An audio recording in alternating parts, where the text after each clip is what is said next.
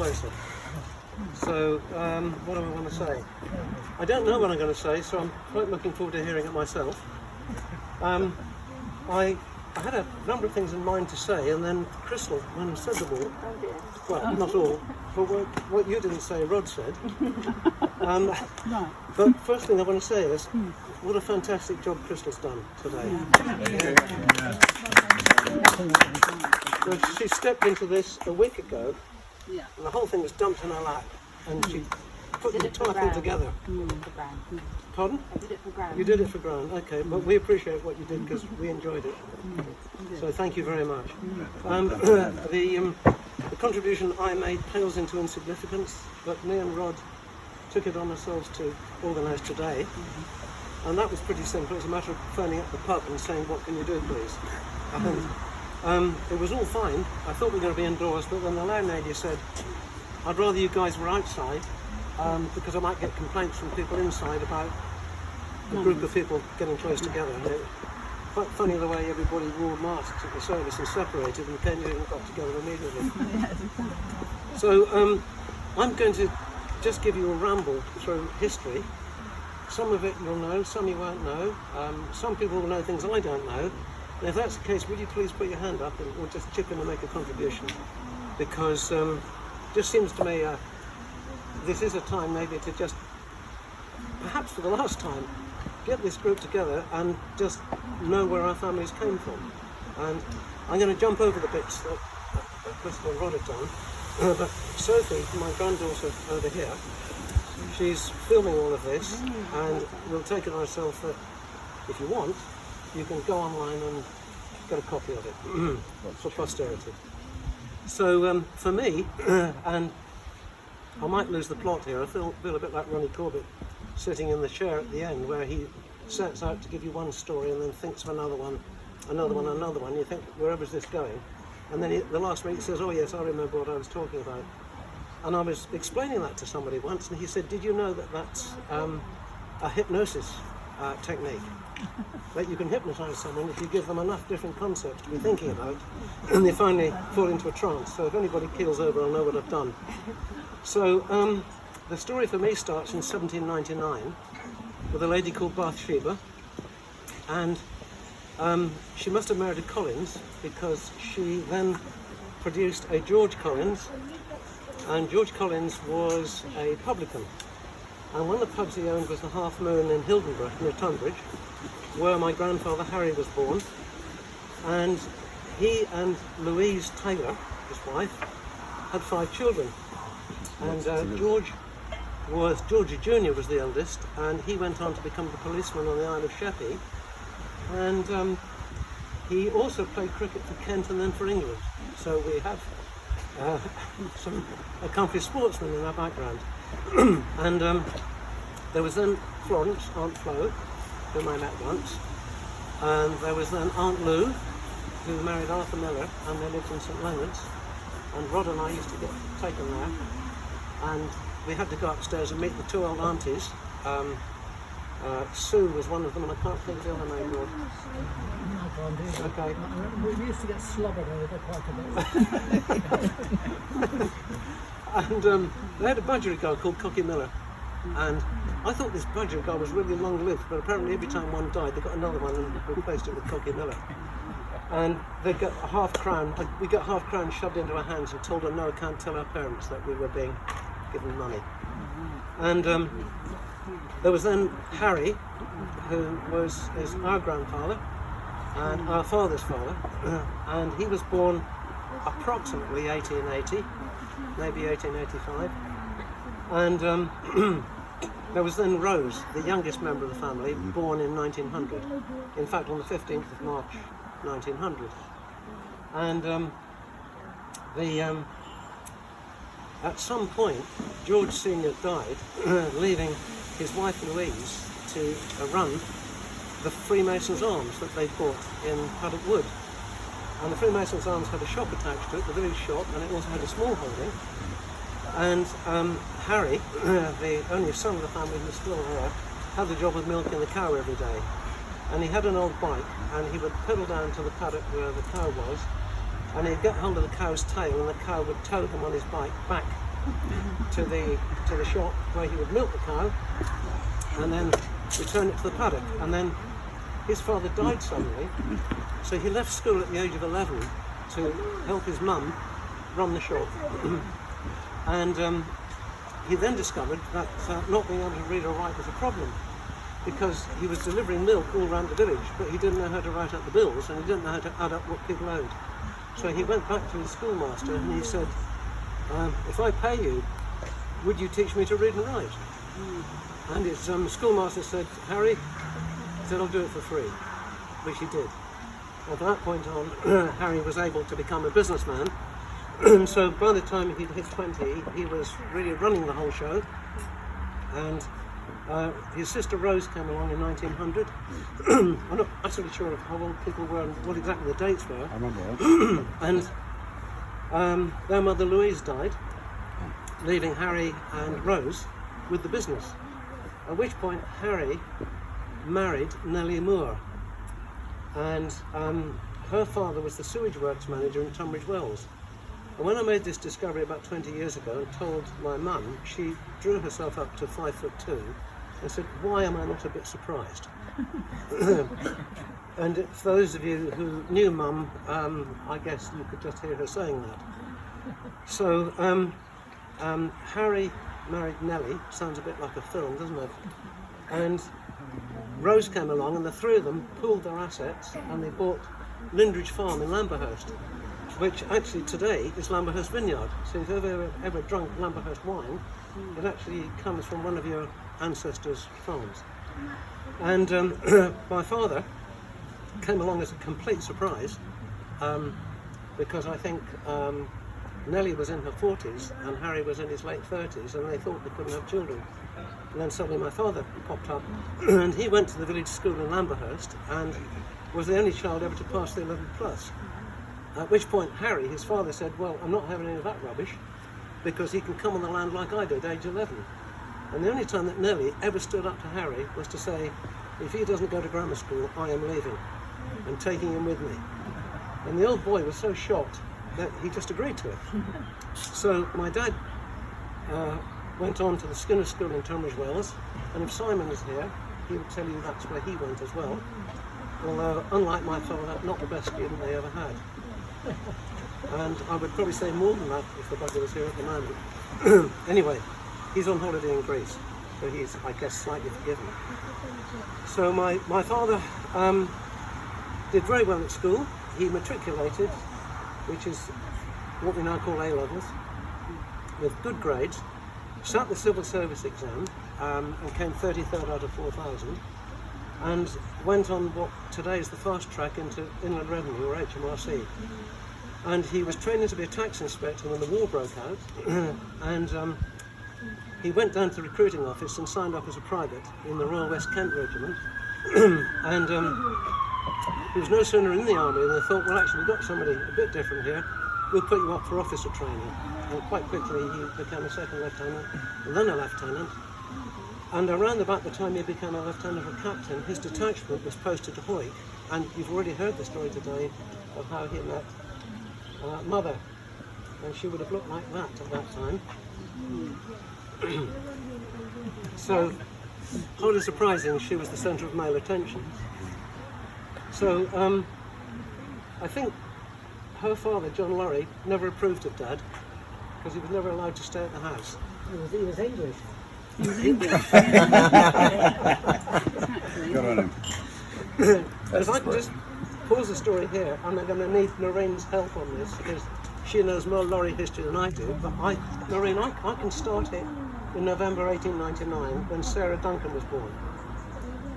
Can you go back before that? Well, you were talking earlier about Grandma. Yeah, her little brother, Dom, was born probably about 4 years later. And this is Uncle John. So you what's he? They're married, but when he was a little boy, he suffered out with complaints of the living conditions, and there were no workers really in the family.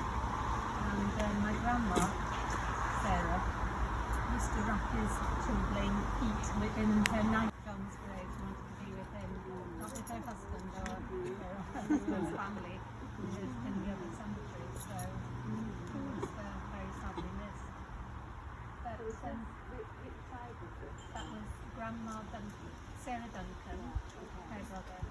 He was the youngest son. Were they not from Duncan? I don't know. I remember Gran telling me that her mum's, because obviously I've been living in Scotland, so she's the periodically family. Yes, of course. And Yeah. I'm sure she said that her mum and family came from Duncan. Maybe they did actually. And her grandfather on the male side came from Sweden, Barrington House. And his brother was military in the club.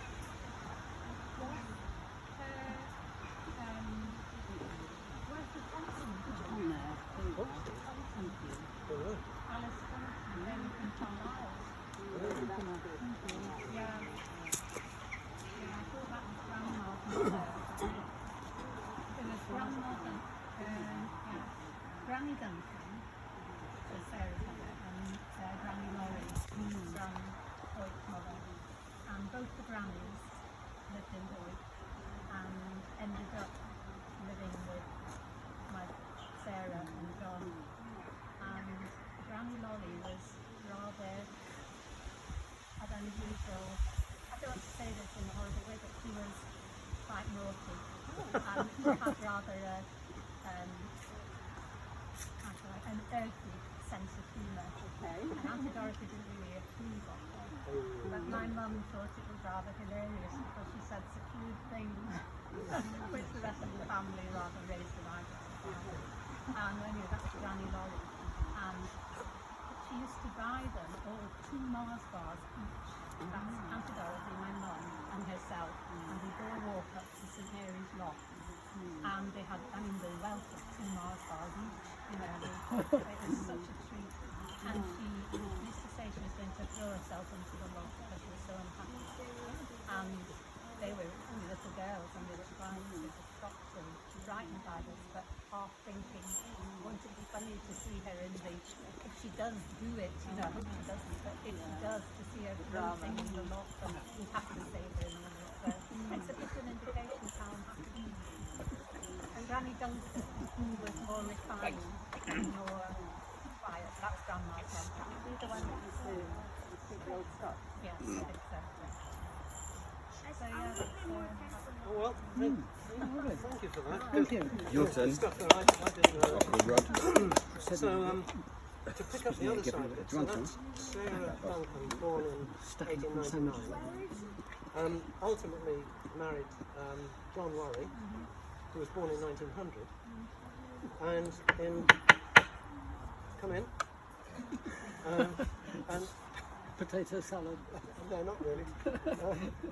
And hi, Jack. You having fun? Good. I certainly am. guys want some cake? So they got together, and John Lorry, I recall, had a brother and sister, Lorraine. There was Dave who went to Canada, and Mel went to Australia. And I remember being taken to Southampton to see her off on the boat. Okay, and Dave I met once when he came over. Yeah. And I don't know anything about Dave's kids at all. You? his eldest, he came over subsequently. Right. I think he was called David as well. Right. And he's had 2 daughters, but I don't know much more about them. They live in Canada, so. Well, I met Bobby, who was Nell's son, and he worked for a bus company in Sydney. Nice. And I met him a couple of times. He came on stage. Yeah.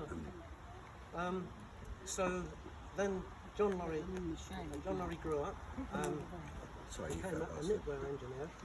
For those of you who don't know, Hoyt is the cashmere centre of the UK. fatty.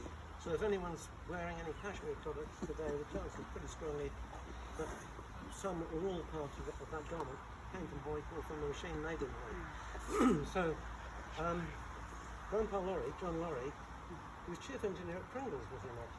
Yes, he was. Yeah. Tesco's, I think. Yeah, so you've always seen the Pringle, golfing pullovers and stuff. Well, He was the chief engineer Yes, of. Fingles, yeah. Yeah. I got a bit of an obituary there for... Did you get the obituary that was in the Hoyt News? I've got a copy of that. Have you got a copy? Yeah. The bigger one where it was the grand old man of Hoyt. Oh, right. Yeah. That was the one, yeah. I learned a lot about it. I haven't seen the other one. I'll have a look at that. So he was a very clever man, but not the world's easiest person to get on with. He and Sarah produced my mother on the 3rd of April 1922. And a few years ago, my dad was totally delighted to discover that there'd been only 5 months between the marriage and the birth. And my mother was furious when this information came out. but by the time Noreen's mum came along, it was perfectly legal. I think Sadie was what, 5 or 6 years younger than mum. It's only 2.5 years. Is that all it was? Okay. 1924. Oh, right, okay. Right. I thought there was a bigger gap. Yeah. Okay, so then Sadie went on and married Bob Braithwaite, who is Noreen's father, and he's famous for having won a gold medal at the 1968 Olympics. And Noreen has an older sister and a younger brother, Diane and John. And John's just sent a nice message through. He's already seen the live stream, by the way. Yeah. So, What time it was over there? sorry? No idea what time it was in Australia. But I think it's about 12 hours from now, isn't it? You're talking Canada? I think he was saying I've got to get up at 4:30, so it wasn't worth Australia, going to yeah, bed. 12 hours, yeah. So Yeah. 4 o'clock in the morning. Yeah. So John's seen the whole thing and thought the service was great, by the way. More feedback for you. So, I'll skip around now because some of the stuff's already been covered. But my parents got together in Hawick. Then father got posted south, and mother went south as well. Joined the Women's Royal Air Force. You've heard about her talking on the RT2 to the bomber pilots. The bomber pilots particularly liked talking to her because with her Scottish accent they could really understand what she was saying. Whereas the plummy English girls were quite hard to understand all the traffic. So, and yeah, she was pretty popular anyway, as you can see from my books. And they got married on the 22nd of March 1943, I think at Maidstone Barracks, in uniform, and then went back to work. And Dad was, if you've ever seen the film A Bridge Too Far, which was the disastrous assault on Arnhem, he was part of that. The guys that got sent in en masse in parachutes and gliders into a totally disastrous situation, but had been completely misjudged, and they got surrounded by the Germans. And Dad got very badly injured. A grenade landed next to him, blew him up, and after that, one leg was always much smaller than the other, although perfectly serviceable. But the interesting thing was that one of his arteries had been severed, and he had the presence of mind to keep putting a tourniquet on and off to save his own life, and he did that for 3 days and 3 nights before he was rescued. And somebody mentioned earlier on, I think it might have been Rod, the Belgian au pair. I'm sure he did. I think it crossed the mention. You mentioned it, right. Yeah. Well, that was Claire. And her parents, and her as a small child, used to go and visit Dad in hospital. So when the war finished, she came over as an au pair. And the bikini was something that did not exist in England in those days, but it did on the continent. And my dad described it as 2 saucepan lids and a small tea towel. And she would lie in our front garden, and the tractors would slow down as they went down past. It's a business folk, I don't know. So, apparently I was conceived on VE Day, but there's no way of She that. was pregnant on the day, but not conceived. She was already She pregnant. Well, it gets stranger and Oh, no, stranger, you're not sure. because there's already 10 months between VE Day and my birth date. So something is out to kilter somewhere. Something else in between, perhaps. Unless Well- it was VJ Day. I used to pull their legs about it. Used to say, was I conceived in the back of a Willys Jeep on VE Day? And my mother would shout, "Do not be so disgusting." And my father would just laugh and say nothing. So, I don't know. I don't know. Anyway, here I am. I was born 10 months after the end of the war. And at the end of the war, anybody who'd been an officer in the armed services had the right to a university place of their choice. So Dad chose agricultural science at London University, and he attended Y College in Kent. And he was there for 3 years, graduated with distinction, and along the way Rod appeared in 1948, and he then worked on his father's farm. His father by then had moved to Battlebarn Farm at Sedlescombe. He'd been forced to do that because Harry had been so ill for 3 years he couldn't work. He was bitten by a rat and he got Weil's disease, and he nearly died. And in that period, Rose and Nellie tried to keep the farm going, but it wasn't the same without Harry's energy behind it. So they had to sell out. They bought Battlebarn Farm and actually led a very comfortable life on a farm that had no electricity, no gas, no water, no telephone, but they actually led a very comfortable life, and I spent many weeks of my life there. So I'm trying not to lose my thread. Have I got my thread? At the end of the war, Mum and Dad went to Battlebarn Farm and they stayed there, and my father worked on the farm while he was waiting for the university place to come up. And to my mother's horror, my birth certificate says my father was a farm labourer. And she was totally disgusted by this. Goodness sake, why did you not say you're an army captain? He said, well, I wasn't, was I? I was labouring on a farm. God's sake, you know. And she said to me once, she said, I should have known what I was in for the rest of my life. So off he went to uni. We moved to Y. Rod came along. And at the end of uni, which must have been, what, 1949? Yeah, it would have been 49. Yeah. He landed his first proper job, and he was assistant farm manager on the Eartham estate near Chichester, and we were there for 5 years, and we lived in quite a famous house. It was called Starley Cottage, and Lord Nelson built it for his mistress, Emma Hamilton, because next door to it was a colossal old house. I can't remember the name of it, can you? It's a school now. I don't know what it is. I know Admiral and Lady Stocker lived there, didn't they? Oh, that's it. Is it? Admiral Stopper. Yeah. Is it called Ranyards? Can't If remember. it's where we're thinking of, it's now private Okay, school. Because Rod and I have been there Right. recently, okay. and in fact, Honeysuckle Weeks, who's been on television with Foyle's War, she went to school there. Okay. Yeah. Whatever was it called, Rod? It was other side of the road from Starley Cottage. Charlie Cottage. Behind the church. Yeah. It Flint. was a bit Oh, no. Not No, Not that one. different. That was Oh, Sir William different. Bird's house. He Admiral was the Stopper owner. lived further down the road. Yeah, he was the owner of the Eartham estate, William Bird Oh, was. right, And he right. was married to one of the Cullinans Oh, right. of diamond fame. Oh, And my mum thought the last word in being exotic on the screen where she'd been turning the wheel. You know? We just thought that was absolute business, you know? You should work on it on that nice roller you've got over there. I'm worried about you. You're getting sunlight. I can And you handle it, otherwise this will shake down. No, please don't worry. I'll You might be suffering tomorrow. I'll just lie down and whimper later. So, is this all right? Anybody fed up yet? No, carry on. Sure. Okay. So, next door to Starley Cottage was this whopping great pile, which had been Lord Nelson's house. So rather conveniently, he built Emma this little cottage at the bottom of the garden, so he could pretend to his wife he was off to do a bit of gardening, which I've heard it called a few things, and why not that? So the Stockers had no children, but they loved small children, and they would keep inviting us round there, didn't they, Rod? Well, certainly me. I don't know about you. Did you ever go around there? There's a different story. Once or twice. Yeah. I went on there to watch the coronation. They had the only TV in the village. So they did, yeah. So anyway, I was always being invited round there because then they had their Uncle Reggie came along, and Uncle Reggie taught me to play draughts and chess and stuff. And one day my dad said to me, "Find out his full name." So I came back and I said, "It's Sir Reginald Skelton." "Wow," he said. "He's the last surviving member of Scott's expedition to the Antarctic." He said, I have his book, get it autographed.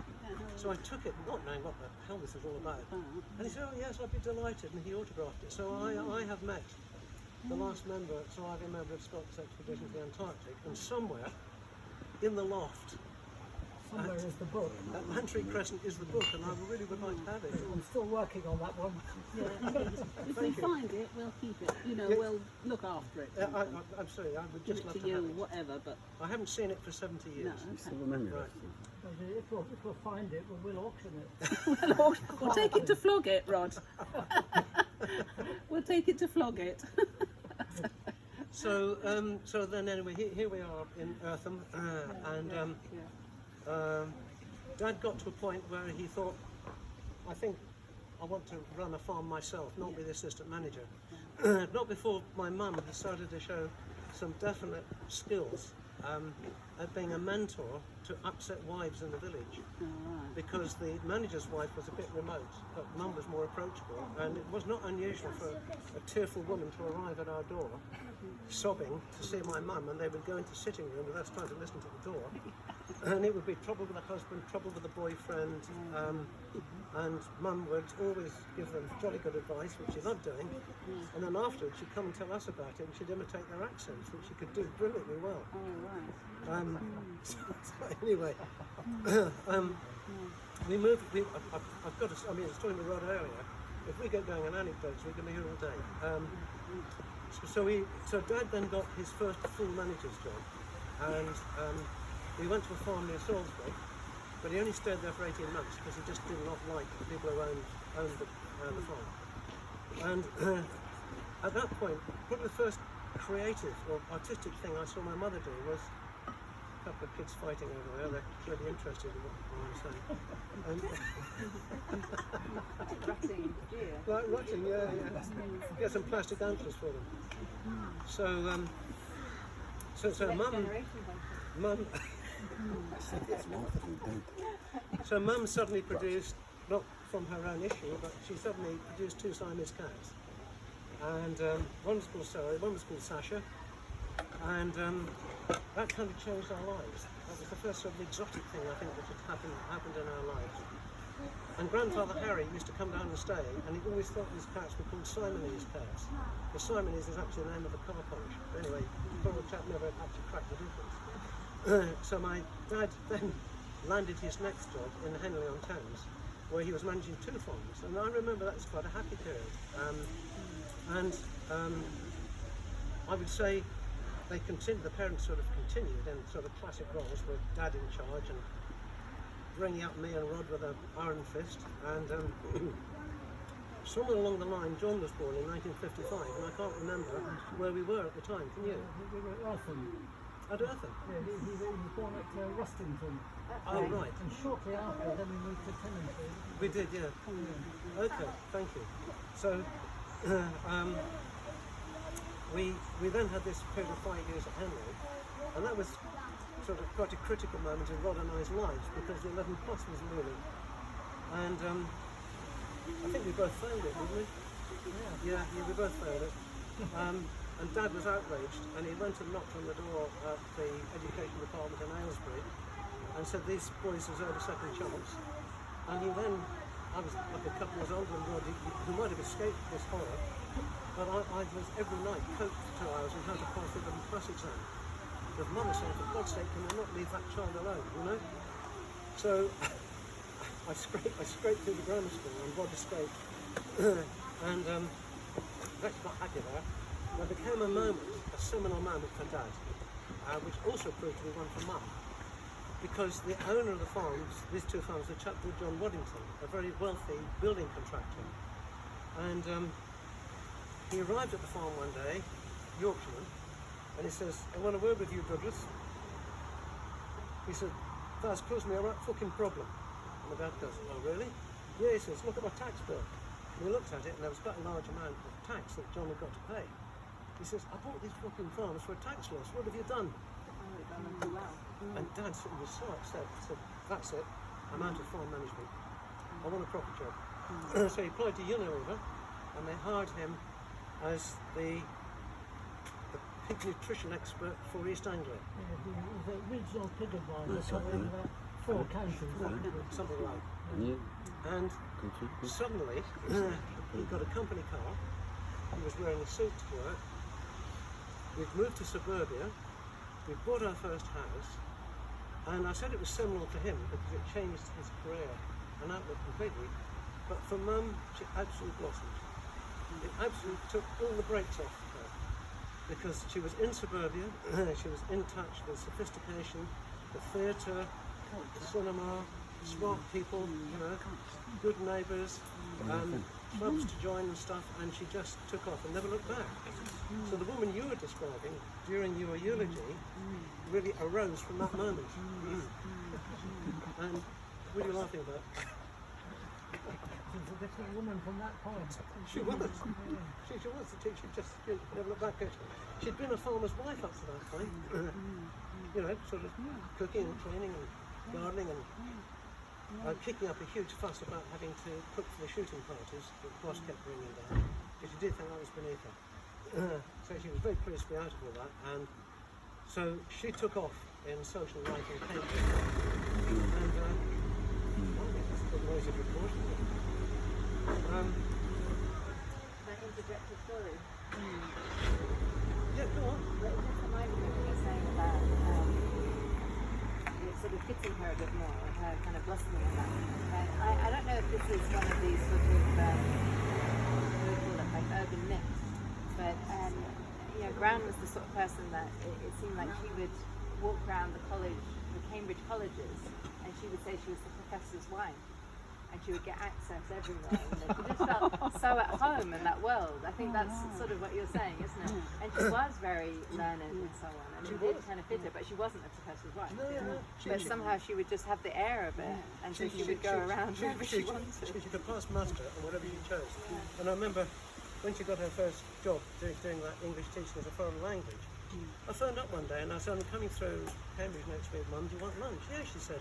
I'll meet you at so-and-so. I said, that's all right. I said, pick her up from the school. No way, she said. No way at all. I said, why? She said, because I lied about my age. And I can't pass her off as my brother. She took 10 years off her age to get the job. No. Like what? Oh, you mean what drove her? I don't know what drove her. You know, because that's quite a big thing, isn't it, to get a job that late on in life? Yeah, because I think she might have been 60 or something, pretending to be 50, or I don't know which way around it was. But I remember she introduced a new way of learning in that language school, because what she did was each of the students, she ordered each student to buy a different newspaper every day, and they had to read the paper, and then they had to isolate an article on it to talk about. They had to stand up and present it, and the class would discuss it.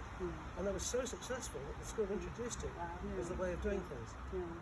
So she was very inventive, extremely good with words, and also charismatic. That's not a word I've heard used yet today, but no doubt she was charismatic.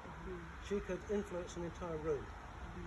You know, anywhere she was, you would find everybody was migrated around her. I also thought she was a bit like the Queen at times. You know, because wherever she sat, you know, there was a sort of regal quality, and everyone else had to kind of fit around. She would always choose this chair that most looked like a throne, wouldn't she? So their careers parted at that point. And Dad went on and did some pretty good things with Unilever, actually. He founded the first ever traceable quality meat program in the country. It was called Anglia Quality Meat. And that was the first time ever that a butcher would dare to say, this is traceable meat, you know, which you can rely on. Mum wasn't the slightest bit interested in any of that. And then there were a few house moves, not all of which I understood, but we were in Fulbourn from about 60 to 63. Patrick being born there in 62, and me being horrified at the age of 16 to have a pregnant mother. And I was really thrown by that. I think you'd already gone. You'd gone by that point. Yeah. She was in the RAF by then. Thrown her. And then they moved to Girton for reasons I never quite followed. But it was quite a large semi-detached house, and I think they probably did it for size, didn't they? But it was, I mean, Girton is a golden village. I mean, there's nothing there. Although there was this quite nice cul-de-sac with quite interesting people living in it. And Mum pretty soon influenced her way around the whole cul-de-sac. She knew everybody. And she was even doing unpaid suicide counselling at one point. What was that Canadian lady who lived next door to us? Anne something. ultimately unsuccessfully, I have to say. So there was then a moment, and I'd been long gone by then, and I think John had done a runner, which he did at the age of 15. He just suddenly disappeared Funny that. and resurfaced 3 years later with glue in his arm. Yeah. And sort of rejoined the world. Because I lived with Gran for the second 6 months of my life. Oh, did you? Okay. Well, Gran, John, and my mum. Right, yeah. Yeah, because they kind of turned up at 3 o'clock in the morning or something, didn't they? Knocking on the front door. Excuse me, can we come in? I think Gran sent them the money. Right, okay. Yeah, they got in quite a bad way with that religious sect, didn't they? Children of God, wasn't it? Children of God. Children of God, that's right. Yeah, that's right. And your sister, Kitty. Yeah, she's already pregnant. Yeah, yeah. So that, by then they were probably living in Lantry Crescent. It was a funky little detached house, a funny little crescent. And I remember saying to Dad, Dad, why do you move that big semi and go into this little place? And he did his classic, like closing both kitchen doors and saying in a hoarse whisper, as your mother said, I wish to live in a detached house, and this was the best I could afford. Don't ask me again. So there you have it. That's why they moved to Crumpet. Like a mini detached house. Yes, yeah, it is a sort of midget detached house. And there's a story that Rod wants me to tell, but you can tell it. Come up here and tell it. About the magnolia. Yeah, the magnolia. Yeah. The magnolia bush at the front. Tell the story of the magnolia. One day, my mother went into the local nursery in Cambridge, and she bought a very nice magnolia bush, not expensive. When she got home, she said to my father, "Right, instructions for this. You are never ever to touch it. I don't want it pruned to destruction like you always do with my plants." Yes, dear. Okay, dear. No problem. So time went by. The bush grew from this to a really handsome, great big tree. I mean, if you go to Lantry Crescent, you'll see this great big magnolia tree. It's about 15 or 16 feet high. Great big thing. And like I say, 20 years after it was planted, my mother turned round to my father and said one day, "Look, because I kept you away from that magnolia tree, look how beautiful it is." And there was a long pause, and my father said, "Laura, every Saturday when you go shopping in Cambridge, I go out there and prune it." It's the first time she's been lost for words. Good on you. And you know what? It's gone really wild since Dad passed away. So you could see how it was. He was helping. It's left to Patrick's machinations, isn't it? I don't sometimes see part of the tree pruner. Well, he's letting things grow through it. There's like a vine or a rose That's in right. it now. Oh, right. It's like a Russian vine growing up It's through it by the look gone of a it. bit wild. So, I mean, I think that sort of brings me up to today, really. Because if I go on any further, I'll just be waffling. But of course, you were meant to say at the end of the presentation, any questions from the audience? Well, thank you Anyone else for wants sharing. to say anything? Sharing it, Duncan. Who's next? No, I mean, I could go on, but I won't. I can. And Sophie, thanks for getting your arm numb, getting all that lot down. It's probably a few gigabytes by now, isn't it? Yeah. Yeah. Think you can upload it? Yeah, I Okay, can do it. good. All right.